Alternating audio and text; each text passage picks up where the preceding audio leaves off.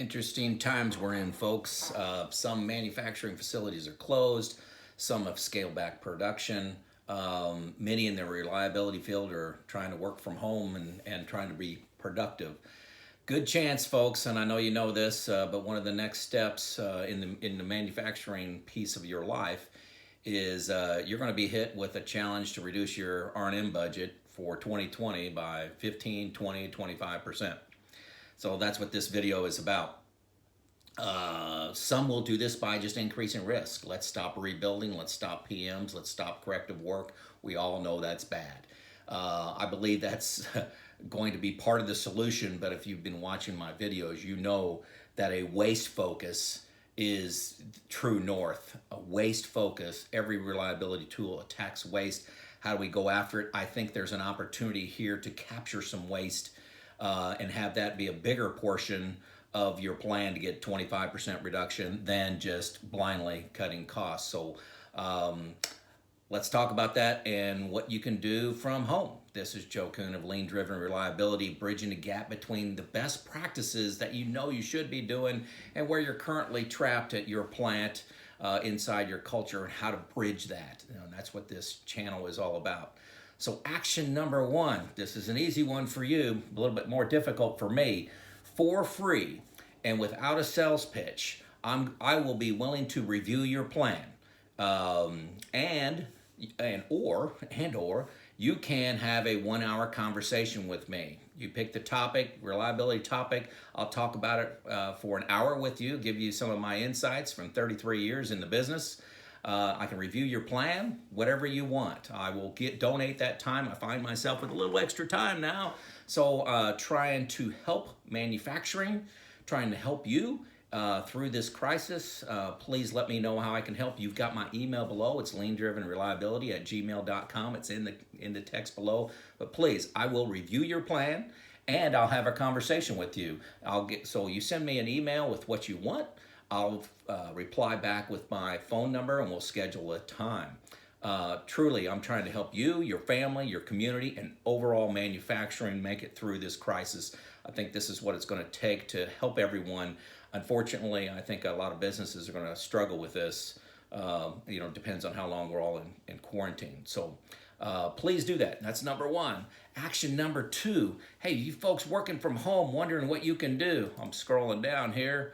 Is, hey, PM Kaizen. And I do this a little bit differently than most. Most people do a PM Kaizen. They look at one PM, or one asset, and do FMEA and look at all the different actions you can take, whether it's PM or PDM or design changes, what you can do and optimize for one asset. Well, unfortunately, that takes a long time and you don't have a lot of time. I break my Kaizen up into 3 parts, and today I want to cover PM Kaizen 1. PM Kaizen 1 is getting into your CMMS system and quickly look for stupid. Okay, quickly look for stupid things that you're doing. Believe me, it's there. I've seen as high as 50%. More typical is around 30% of your total PM hours are waste. 30% of what could you do with that? So screen for. First of all, get a virtual team together. Maybe that's the engineer, maybe it's a supervisor, maybe it's a planner, and work via email on this. Look for the number of resources. And if there are 3 people assigned to the job, does that make any sense at all? Quickly look at it. Are the number of resources right? Why? That's a 1-person job. Why do we got 3 assigned to it? That's step number 1. Look at duration. How long do you have for the PM? This was the biggest factor at my plants, the duration. If a PM took 2 hours, the planner would put in discovery work time and make that an 8-hour PM, because 1 time out of 10, it takes 8 hours. No, that's a penalty. What does it take for the PM? So the duration, really key. Save a lot of hours there. Frequency. How often do you do this work? If you as a team say, man, we do this PM once a week, and gosh, we can easily go to once a month, we never find anything. Change the frequency. Is the PM based on failure mode, and is it covered by a PDM?